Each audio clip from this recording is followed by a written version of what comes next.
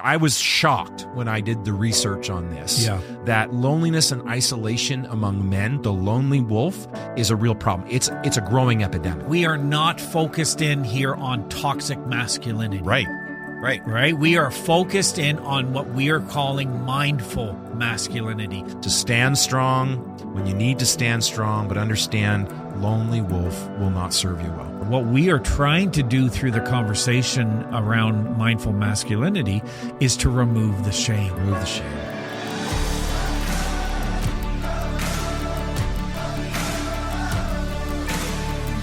Hi, and welcome to the Living Richly podcast. We're so glad that you've joined us again this week. Rob and I are continuing our series on being a real man, moving from toxic to mindful masculinity. And Rob, we've just recorded, this is just our second show in this series.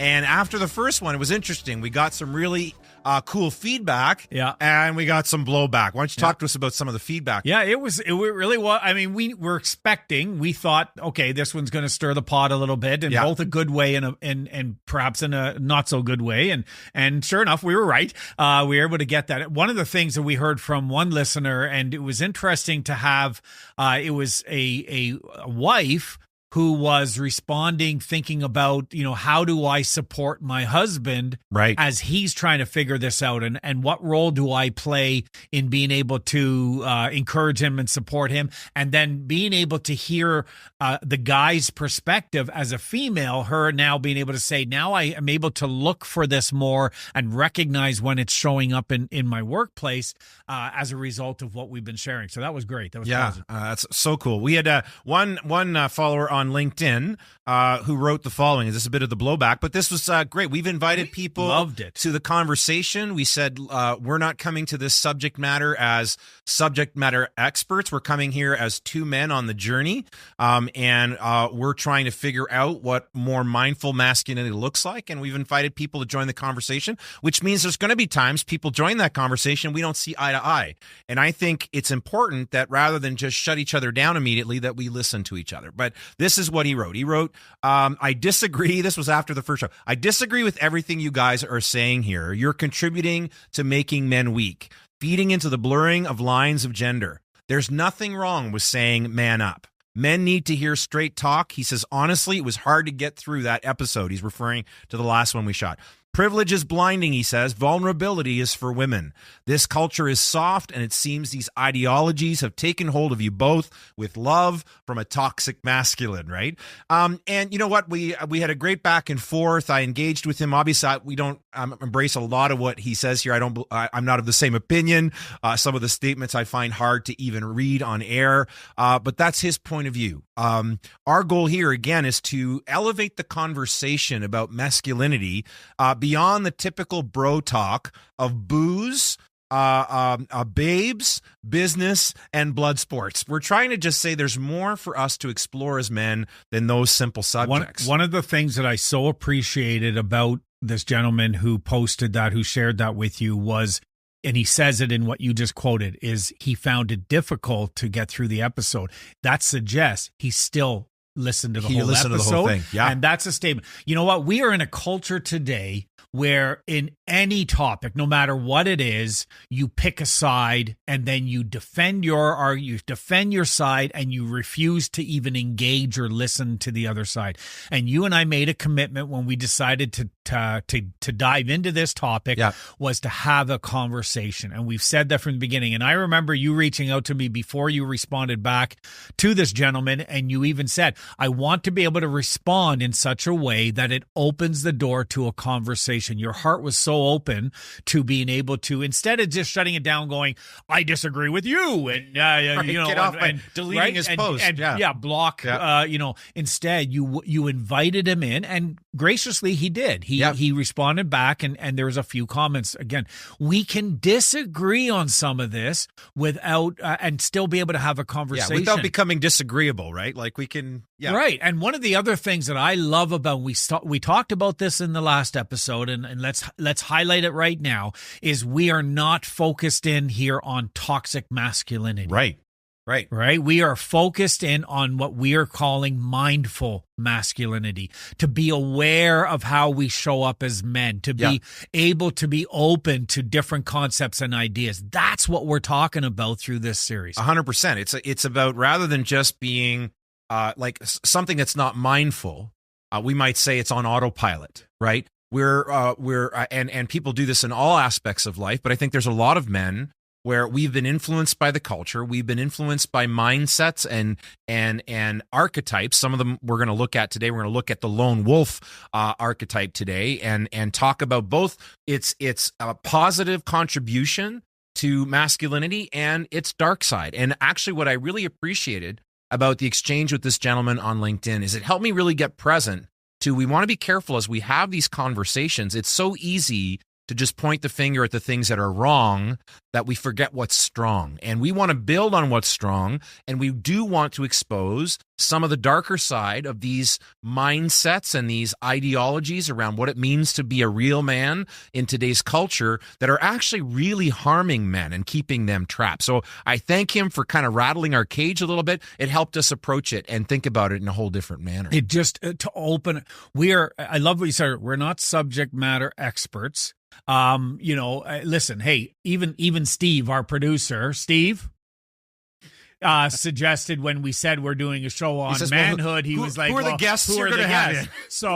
So we fired Steve. And we haven't told them yet because we just announced again. This is happening in real time because we need to record the episode. But no, you listen. We recognize that there are times when I fall into that trap of doing things that are unhealthy, that are that lean into the negative elements or the negative aspects and characteristics of manhood. We're not there. We're learning, and this is stuff we're discovering along the way of how we can be open to the benefits and the dangers, pitfalls of many of the typical stereotypes of what we see as manhood. Exactly. And actually even using the term toxic masculinity can be problematic. Yeah. And there's a great TED Talk, we'll put it in the show notes, of a young college student who gave this 20-minute talk on toxic masculinity. But he opens with his thesis is using that language is problematic, because typically what we do is we lump into the category of toxic masculinity the real extreme stuff that shows up. So aggression, violence, misogyny, sexism, macho kind of, we throw we think that's what it is. And we miss the subtle nuances of men being unable to tap into their emotional life, men being shut off from each other in the world and living in isolation and loneliness, being unable to ask for help or to be honest about who they are and how they show up. These are, those are also toxic mindsets. They may not be as extreme as some of the other stuff, but when we lump it all together, we need to understand toxic masculinity actually covers a wide range of ideologies, mindsets, and behaviors that are not serving us well. And what we want to do again is we want to draw out what we see to be the strengths. And again, we invite our listeners to weigh in and keep that feedback coming. Like even the blowback, bring it on, because it's going to help us think this is a conversation and we want people at the table. But we have to understand it's a lot more nuanced than just the extreme behavior that we think. Part of our goal over the next number of episodes in this series, we're going to look at some of the stereotypes. There's a lot of them, but we'll focus in on probably 5 or 6 of them. Exactly. Maybe let's just rapid fire. Let's just talk about what are some of the ones we're going to talk about over both today and then over the next number of episodes. Yeah. Well, today we're going to be talking about the lone wolf, right? Yeah. We'll also be talking about the lonely wolf, which is a version of that. But the lone wolf is that individual that rugged, independent, resilient individual, but who also sometimes struggles with isolation and asking for help and leaning on others. Yeah. Then we're going to talk about the stoic. That's that kind of you think of the strong, silent type, right? Like the guy who holds everything in and but also struggles then because he's able to have such control over those emotions, can struggle struggle with when to share them and when to express them, and people really don't know how to connect to that individual. That's going to be one we talk about. Totally. It's like I say the stoic is like the person in an emotional straitjacket, right? They're really constrained. Then we have the provider, right? And that's one that many men can relate to. We've often been defined by our ability to provide for our loved ones and our families. And this can lead to again, that's a beautiful thing to provide, and to provide for our kids and our significant others and the rest of it, if you're in that situation or in that stage of life. But it can lead to a really negative mindset where you're defined by your ability to provide. And a lot of men, especially later stage career, when they lose their jobs or their career's not going the way that they thought it should, and this can happen actually much earlier in life as well, when we think of my career's not going the way that I thought, that our worth is tied to our ability to provide, our ability to succeed. And that can be really I'm planning on skipping that episode because that one hits really close to home. And so I guess we will be in need of a guest on that one. Yeah. We'll have somebody else in here as a guest host on that one. There's the live action hero. So this is the live action hero. This is like every action movie guy we've ever seen. Hey, isn't Schwarzenegger do a movie, The Live Action Hero, right? Like it's actually the title right out of that. Yeah. And this is the person who is always, he's willing to risk everything. He just kind of shows up and it's like, have no fear, I'm here, right? Yeah, and I'm going to be the one to solve everything, and I'm so strong, and look at me, and I'm you, right? And that's going to be their kind of focus. Totally. And then finally, there's the traditionalist. This is the person that holds to very traditional points of view that can be really limiting in today's world, about gender roles and family roles, and again, identity and where that identity comes from. So we're going to be diving into a lot of these, but I'm really excited to dive into the lone wolf. Throughout the centuries, the lone wolf, think of that image in your mind when you conjure it up. This beautiful creature, often found in solitude, right? When we think specifically lone wolf, it's found in solitude in nature, incredibly rugged, incredibly independent, incredibly resilient, and self-sufficient, right? But the dark side of that, and so we're going to explore the benefits of that first, and then we're going to go to the dark side. But the dark side is often about that showing any issues or having any concerns or problems or asking for help is a sign of weakness. That is his extreme version. And then men end up being they go from lone wolf to lonely wolf. They go to being very much on their own and not having a strong supportive community around them. We see the lone wolf celebrated often in movies. You know, you think of the pioneer, the trailblazer.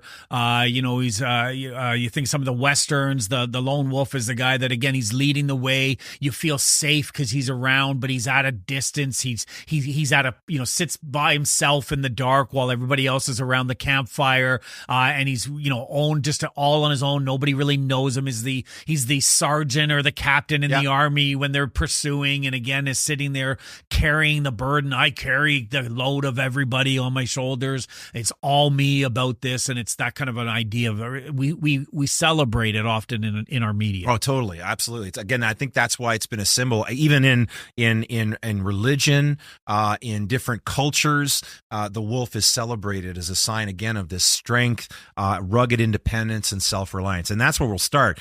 We talk about again, we celebrate the ability to be independent and self-reliant.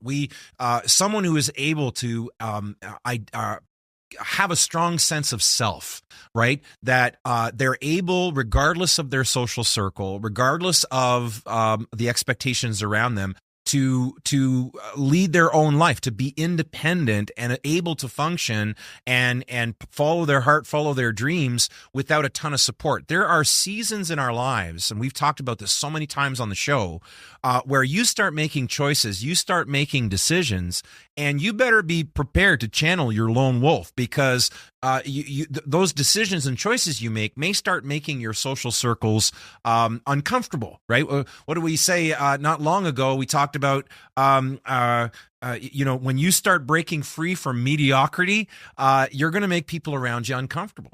Someone who's got that is channeling what I think is a beautiful quality of the lone wolf archetype is the ability to stand strong, self-sufficient, self-reliant, able to function and not just function, but thrive even when they don't have all the support systems in place. The resilience. The resilience. I love that The word. ability to, you think of the lone wolf, you think of that individual who heads out into the wilderness to face their demons, to fight their battles, to be able to, and then they come back transformed, they come back changed because they faced the storm, they faced the weather on their own. And again, there are times and seasons where all of us need to get alone and face our demons. 100%. And and take our battles, right? It's part of the hero's journey. Yeah. That's an element of it, really, where you leave your community. Yeah, accept the invitation. And you accept the invitation to face the dragon. Right. Now, you're not doing it necessarily fully alone. You're doing it with your guide. Yeah. But there is that element of leaving the lone. The lone wolf is even celebrated in the hero's journey as part of,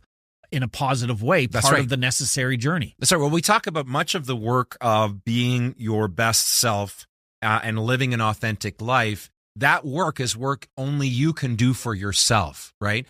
So embracing, again, that lone wolf mentality of I can do this, I've got what I need, that resilience, and even that focus and determination to get it done.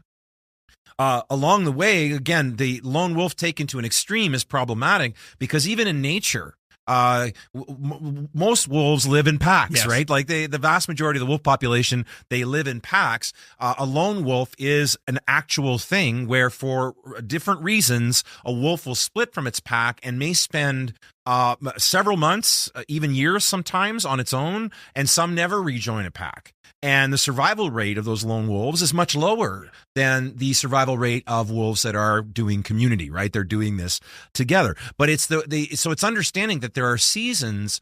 I think some people are so reliant on their community that they struggle to take a stand. They struggle to follow their dream for fear of what their friends or social network will say or family will say. Think of the entrepreneur. I mean, which is like the true entrepreneur that's willing to pursue a dream, leave the safety of the job, build a business on their own, and go after it. Man, that's lone wolf. That's the ability to. It doesn't matter what the pack says. I'm following my heart. And we've had entrepreneurs on this show that will talk about that. Not only did they have to leave the job, they also had to deal with the criticism and the challenge of those closest to them who thought they were crazy to be stepping out and doing that. And so, again, in that positive way, we celebrate the lone wolf is the one who is able to, at times, again, for whatever when they truly believe, and again, there's a lot of stuff that has to happen to keep you from being disillusioned with your belief. But when you know, and it means you have to stand strong like that solid rock, even when your own community is pushing against you. There's something there that not all the time, but for some of us, we have to go through those experiences. Keegan and Leahy in their work, Immunity to Change, talk about adult brain development, right? And so beyond the age of 25-ish, where finally you've now got a fully formed brain, because until then your brain is still forming. But beyond the age of 25, we didn't think, used to be that we didn't think that people's brains could really grow, but they've identified these stages of growth. And the first stage is what they call the socialized brain. And the socialized brain, we've talked about it before, but it's worth mentioning here when we're talking about the lone wolf archetype, the socialized brain, which is where 70% of the population live, Rob. Yeah. They never break free from it. They never grow past it. And the socialized brain is I'm doing everything I can to fit in. Right. And so to belong, but it's not true belonging, because true belonging, and I think Brene Brown defines it this way. If you have to be something else other than who your true self is to fit in, that's not belonging. OK, true belonging is I am who I am and you accept me as I am, and we walk together. That's true belonging. But I think the second stage would go back to those stages of adult development, the socialized brain. The next is self-authoring. And I'll stop there. We won't go into the rest of the model. But I think the lone wolf understands self-authoring, understands the ability to break away from the pack when necessary to develop that sense of self, that sense of identity, that sense of agency, that I am my own individual with my own thoughts and my own beliefs and my own systems. And then, of course, that can become rigid over time. And the final stage is self-transforming, where you continue to grow in your sense of self, but you also mature in your ability to stay I was going to challenge you when you said we're going to stop there and not share the rest of the model. And like, no, you can't. No, we can't stop. Because you've got, that is the place, that is the ideal place, is the self-transformation, right? Well, getting into that place. Perhaps I never, so this is coming to me in the moment. I've never actually connected the Keegan and Leahy's work to the lone wolf archetype. Yeah. But I think, again, the lone wolf, I think there's so much greatness there. And I just want to keep saying that there are times you need to be able to channel that as a man and hold on to who you are and be willing to sacrifice popularity and the accolades of the crowd or the support of your friends and your drinking buddies. Right. Again, we're trying to elevate the conversation beyond babes, booze, business, and blood sports. I'm not saying there's anything wrong with any of those things. I happen to be fans of all four. Okay. To a degree. Well, booze, like, to a degree, but you know what I mean? But we're trying to elevate the conversation to something more important. And I think the lone wolf that is not able to move into self-transforming, which is the ability to reconnect with the pack and actually stay connected while developing its sense of self, I think that's the wolf that ends up becoming the lonely wolf. That's why we're calling it mindful masculinity. Mindful. Choose your way forward. Exactly, because the more mindful we show up, we're able to know when will the lone wolf serve us and when will it not. 100%. Because we know this, the Living Richly model is like through and through the entire model of what we talk about is community. Right. And the recognition that, again, we've been using this quote. We use it so many times. I want to drive it home with people. You can go, if you want to go fast, go alone. You want to go far, go together. Yeah. The lone wolf can go fast. Right. But not far. That's far. They need the pack. We still need the pack at the end of the day, right? Some of the other benefits is there's this interesting, and we don't have time to get into it all today, but most of us are familiar with the alpha male. Yeah. We talk about alpha males for decades, right? For so long. And that's that aggressive, take charge kind of person, right? That moves the ball forward. And, they're the jock, they're the man's man, like the alpha male, right? That is often at the front of the room. There's been an interesting study, and it's a conversation that's been going on for some time about the sigma male. And the sigma male is actually exhibits more lone wolf tendencies, where they don't need to be at the front of the room. They don't need to take charge. They know how to connect when they need to, and they know when to pull back when they need to. And some of the benefits, again, as we continue to explore them, because if we can call them sigma males or lone wolves, they tend to spend more time on their own. Again, an unhealthy version of that would be isolated. Yeah. But I think there is power in solitude in terms of your own self-awareness and your personal growth. I think a lot of folks, they don't do the work, Rob, because they just surround themselves and fill their lives with activity and even relationships and people. And I'm a big fan of community, you know that. Yep. But there needs to be a time where you pull away and you figure out who you are, and you're not just following the crowd or following the expectations or living according to the shoulds, musts, and have tos, as we often say. Yeah. The notion of, and I love the distinction between solitude and isolation. And there again, the mindful man is one who is able to recognize I need a season. I get energy. So community is one of my core values, and yet my energy cup is filled in solitude. Right. It's we record a bunch of episodes, or I often use the two of us as examples, based on our styles, when we're doing public speaking. The end of it, I speak at an event. After I speak at the event, I'm depleted. Right. I love it. Yeah. And I think I'm pretty decent at it. You're amazing at it. Thank you. But at the end of it, I want to go and just relax, and I'll even sneak into a room by myself for a little bit. You're energized. That didn't sound right. That's not what I meant. Or did I? Did you?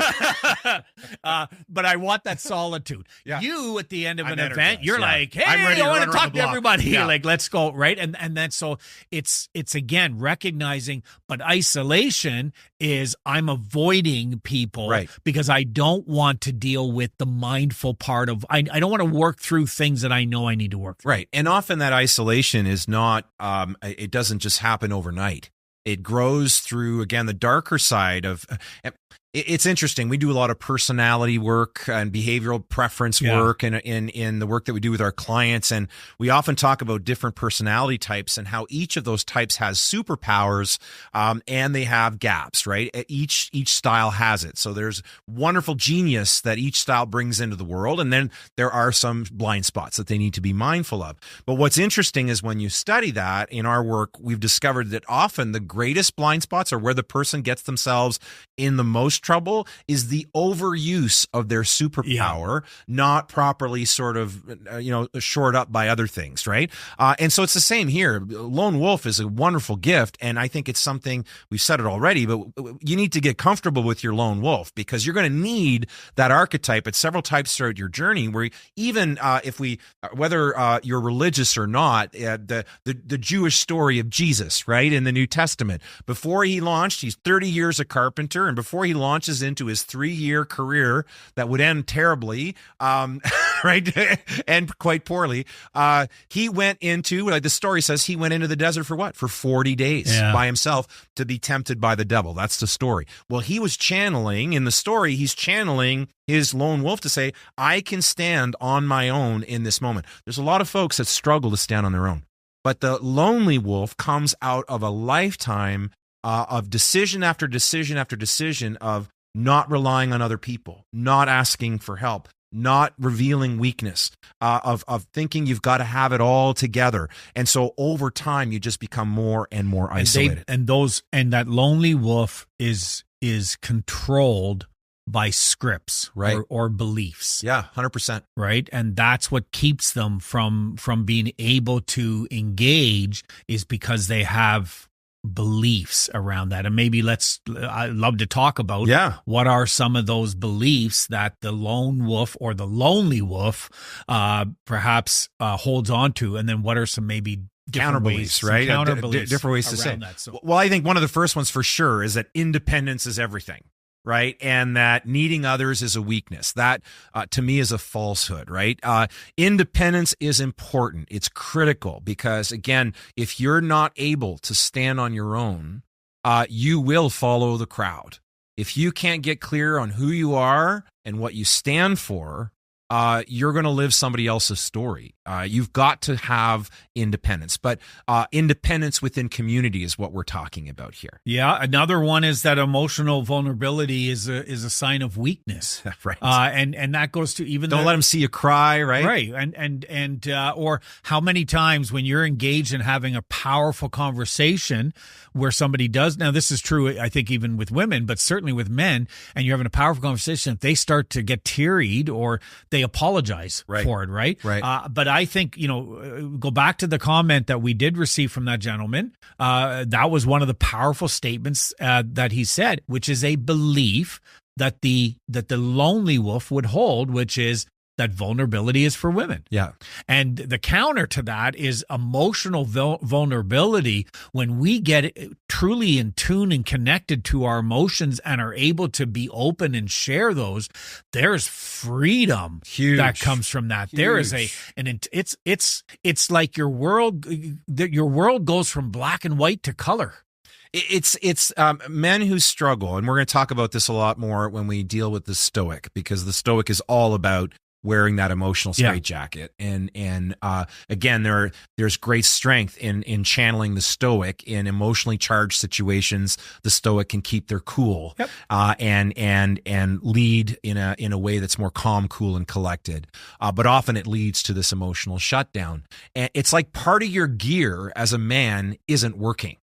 It's like you're living life and part of your computer doesn't even function properly. Like you're missing out on an entire experience of life. I love how you go, it's like from black and white to color. It truly is. Because in your happy moments, in those wonderful moments that happen on a day-to-day basis, you struggle to connect with them because emotionally you're shut down. And when we talk about the heart and fire as the element that represents the heart, again, passion, love, zeal, enthusiasm, emotions are important to living a full life.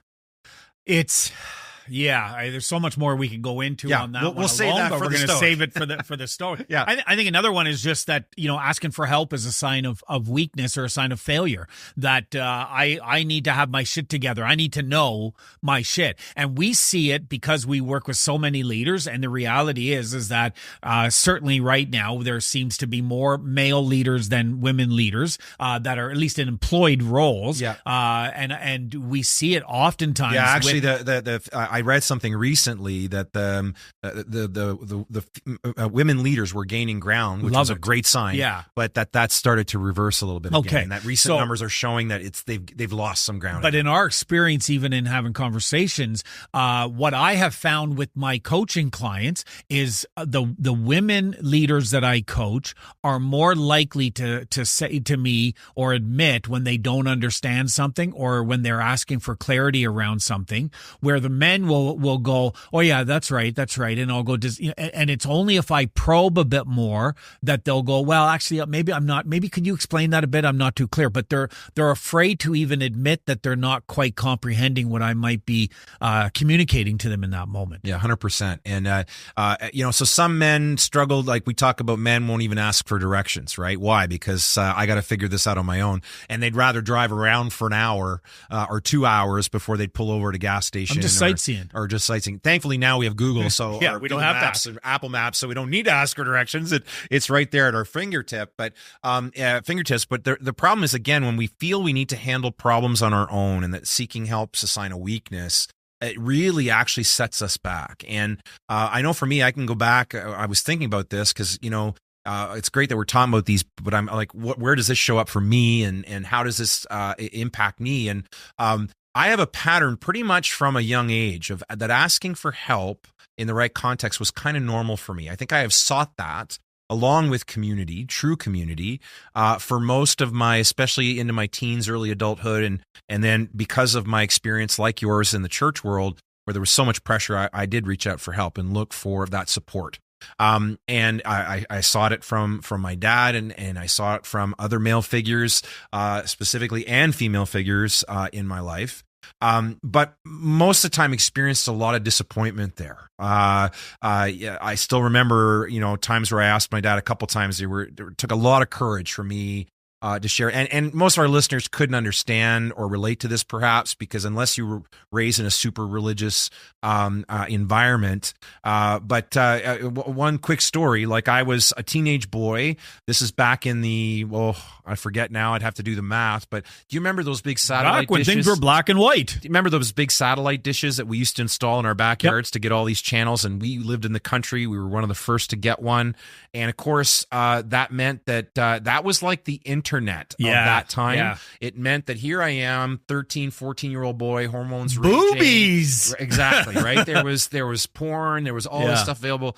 And again, that's just a natural developmental thing, but being raised in a hyper religious environment, all that did was make me feel really ashamed that somehow I'm a bad person for enjoying this or wanting to look at it. And I remember finding the courage to go talk to my dad about it. Okay. And my dad was wonderful in so many ways, and he showed up the best he could, but he didn't have many tools, and he was pretty much a workaholic, and by the time he'd come home, he didn't have much left. But I remember finding the courage to talk to him about it, and he completely shit the bed. Like he kind of said, "Well, I'm sorry, I didn't. I should have been more mindful of that." But he never did anything about it. He never followed up with me about it. I was like in tears when I told him because I felt so ashamed. So that and other experiences throughout my life, I developed the script of being a burden. So I can tell you, I can relate to this dark side of the lone wolf, that although it's still my nature to ask for help. I work with a coach, Sherry, who's been on the show, and I talk to her regularly. I find that to be a safe place, but I can tell you sometimes in my closest relationships, I still play lonely wolf and carry the burden alone because I feel like I'm burdening the people in my life. So I think sometimes these dark sides develop out of pain. They develop out of scripts, as you say, that have shaped our thinking. They so much do. And, when you talk about your story, with my story being, where there was no father figure really around. And when my, my dad was in prison for most of my life, when my mom, did remarry and again, a wonderful guy, but he was not he was like your buddy, right? He really was. It was one of the biggest frustrations that my mom would have was, parent with me, co-parent. And he was just a kind of a buddy and goofy and all this stuff. You could never have a serious conversation around anything that was important and so for me, I had to learn to just figure this stuff out on my own or not figure it out because I didn't believe there was anyone I could go to help, to ask for help and to seek that out. And so we carry a lot of that stuff does shape us, and the type of man we are gets shaped from all of those kind of experiences. And again, I love that you use the word shame there. What we are trying to do through the conversation around mindful masculinity is to remove the shame. Remove the shame. Right? To just listen, there are going to be days when you don't do the best things as a man. Yeah. And there may be days when you hit it out of the park. Yeah. And they're both okay. Both okay. Right? One's not good, one's bad. They're both okay. Yeah, exactly. It's being mindful of, okay, what happened there when it didn't work and what happened there when it did work. Yeah. And then what do I learn from both? Yeah. And you think of, both your experiences and mine. I'm grateful. You've heard me talk about the larger quadrant model, right? Yeah. But originally it was just, what we talked about, it developed much further, and part of it is reclaiming your story. And part of reclaiming your story is seeing and connecting the dots between how even some of the less positive experiences, even outright negative experiences you experienced growing up and that have really shaped you, how they develop certain strengths in you. I'm grateful that I can, when I need to be, I can be independent. I can be self-reliant. I can be self-sufficient. Yeah. I don't overly depend on a community. I don't feel held back by a community, and yet I'm a community person. Like, I want to be in relationship. Connection is one of my core values, but I know that I'm able to and sometimes I don't do that perfectly. I don't do it right all the time, but I'm able to follow my heart and follow what's in my heart to accomplish, and not feel all the trappings of, well, what is everyone going to think? Yeah. I'm sensitive to it, but I'm not held back to it most of the time, if that makes sense. Oh, it makes total sense. And I think it's absolutely exactly where we want to be, right? I celebrate all of those characteristics of the lone wolf. I guard against the lonely wolf. Right. And it's about making sure, and the reason why is because we know the stats tell us that the lonely wolf doesn't end well. Right. In most cases, it doesn't end well, 100%. One of the other false beliefs, Rob, is connection and intimacy are secondary to self-reliance. And what do we mean there? That's if I have to stand on my own. And although, again, there's truth in that statement, all of us have to stand on our own. When we say that connection and intimacy are second rate to depending on ourselves, we tend to enter into relationships very guarded, very protected. We only let people in so far. I think connection and intimacy are vital human needs. And we have to move. It's not about not becoming self-reliant. I think some men, and this is not, some of these things aren't limited to men, by the way, but I think they just show up pretty strongly for us. We're afraid to be intimate. We're afraid to be vulnerable because at its essence, intimacy requires vulnerability. Intimacy is a vulnerable act. And the more intimate you want to become, the more vulnerability will be required. And some men are just so afraid of vulnerability that somehow that makes them weak. It makes them needy, that somehow they're not strong and they're not able to stand on their own. we need to understand that these two things are not opposites. They're two sides of the same coin. You can be strong in yourself and connected. You can be independent and interdependent. You can have your own thoughts about how the world works and your own beliefs and be in an intimate relationship with someone else. Letting someone else in is not a threat. It's, I believe, the very essence of what it means to be human. And I think the healthiest way to be intimate and to be in that relationship and vulnerable is to be able to have that other side of the coin. When you when you say it like that these are, two sides of the same coin, it's actually, this is how much it's important to be able to have that independence so that you can choose to be in a not dependent is the right word though, but an interdependent, interdependent relationship with someone else. I choose to connect with someone, to be vulnerable with someone because I have this strength. I have the ability to do that. And tied in so closely to that is another belief. I think they're almost the same because they go so hand in hand, and that's the ability to trust, right? I can't trust anybody. People are not dependable. I'm going to get burnt. Right. I'm going to be betrayed. So I hold off. I'm going to do my own thing because it's easier, because it's safe. Yeah. Right. Yeah. And listen, I experienced this, as a young man. This was, again, because I moved a lot. I was always the kid that showed up in school for I was in, and everybody already knew each other. Again, it was just the nature. I talk a lot about that in other episodes, where just how much I moved around and stuff like that. And I would show in and try to connect. And sometimes I'd connect and I'd be me, and that would turn on me. And I would get bullied, and I would have all kinds of these other experiences happen. And it did lead to, for me, and for a lot of other reasons, this was a big script of mine, is I don't trust people. I don't become vulnerable with someone because they're going to betray. Right. They're going to hurt me. Yeah. And recognizing, again, the greatest freedom comes when I'm able to allow the true me to show up. Think of how many times male clients have sat across from us, either in person or on Zoom, and as we're talking, they become vulnerable and they have an emotional moment. Somehow taking them out of the everyday in that safe and sacred space we create for them. You and I have seen men shed tears. We have seen men sob. We have seen men, slam the desk saying, "This is not what I signed up for." We've seen them become vulnerable. And yet they struggle to do that in other parts of their lives. And trust is such a big thing.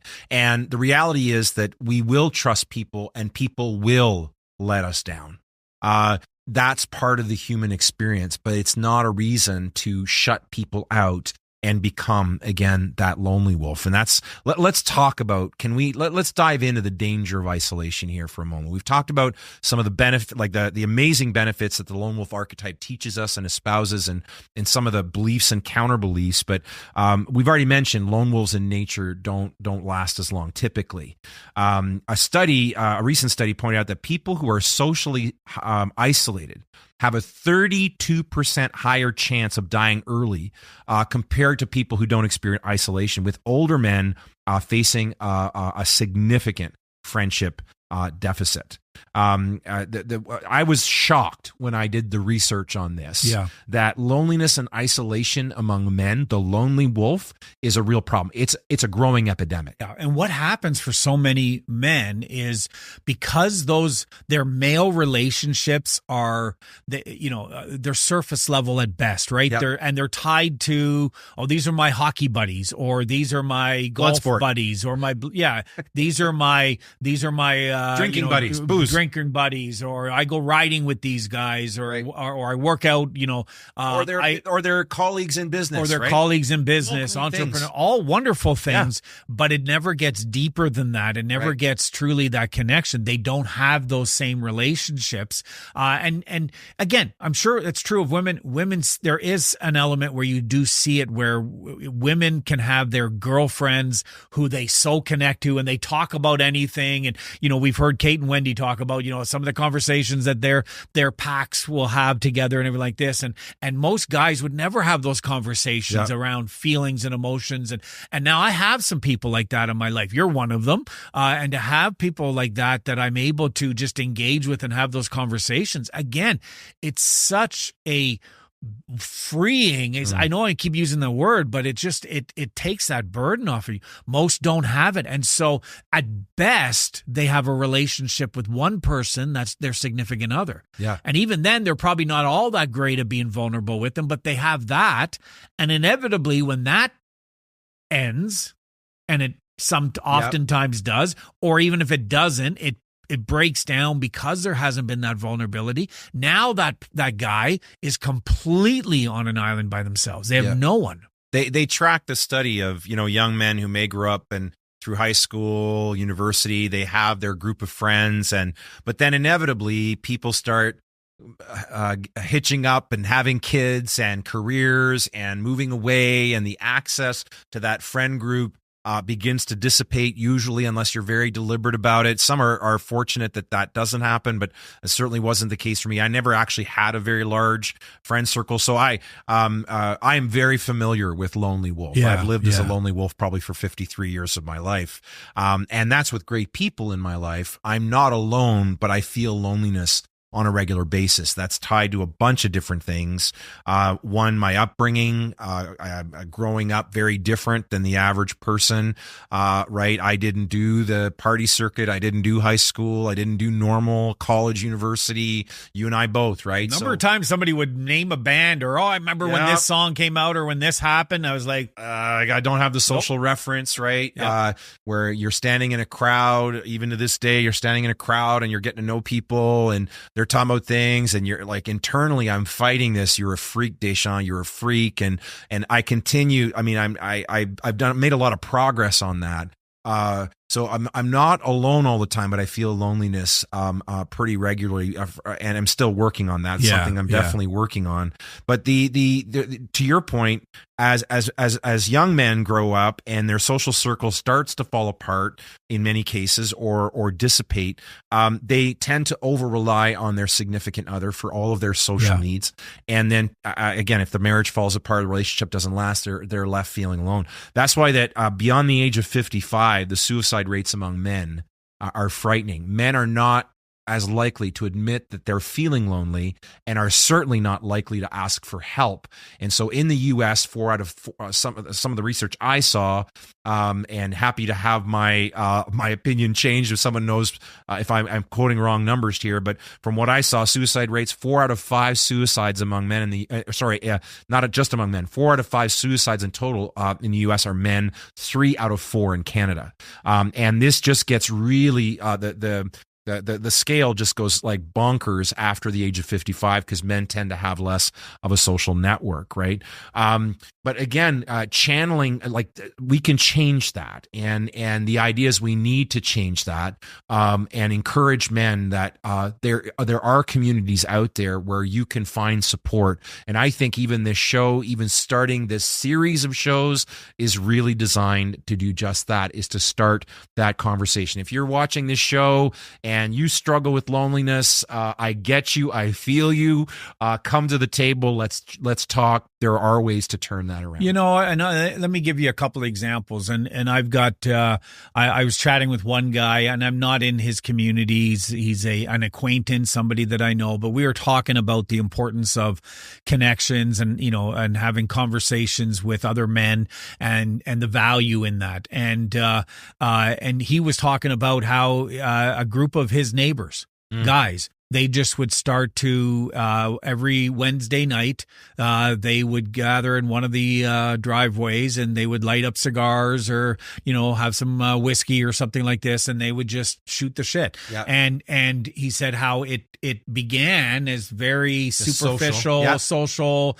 They're, they don't come in the first day and say, so what feeling do you have right now? Right? Like it wasn't like that, but because it stayed as a consistent thing over the course of time, when one of them had their significant other was diagnosed with cancer, suddenly they had to figure that out because they were awkward the first time. And one of the guys was brave enough to go first and say, hey guys, this is awkward as fuck. We're all sitting around here pretending that, Joe, you're not like going through hell right now. Can we talk about it? And it allowed for that. And so it was a great example. And, you know, I just think that for guys that part of, my mom used to say, right, in these old days, right, if you want a friend, be a friend. Right. And I think part of what breaks that loneliness is making the effort to reach out and connect to people. Right. I'm good hanging out with Wendy. Yeah. We kayak together, we work out together, we do all that stuff. Yeah. I know it's not healthy to only have that relationship, right? But I'm not good at reaching out and saying, hey, we want to go hang out, want to go do this. But the more we do that, and we have some couple friends that we do that deliberately with, but the more you do that, the more then you're able to break free from that loneliness. Yeah, and we're going to be running out of time. Yeah, we're going to wrap this up very soon, but to add to that, Rob, like men that over rely on their significant other for their primary social connection, most of their social connection needs, it's putting a lot of pressure on one person to meet those needs, right? We need a village, we need a community, and I've come to realize, you know, after reinventing myself few times, which every time I made a decision to reinvent myself, it meant the loss of the community that I was a part of. After 2 divorces, which I know you can relate to, loss of community was the result. And here I am at 53 going, all right, if it's going to be, it's up to me. I love that. Right. Yeah. It's community's not just going to happen. I have to take the steps and I have to make the outreach and begin to put myself in situations where I can begin to rebuild that social network. We want to encourage the lone wolf in all of its beauty, in all of its glory, in all of its strength, to stand strong when you need to stand strong, but understand lonely wolf will not serve you well. Yeah. Closing words from you before we wrap up the show. Well, I will go back to emphasizing the word mindful.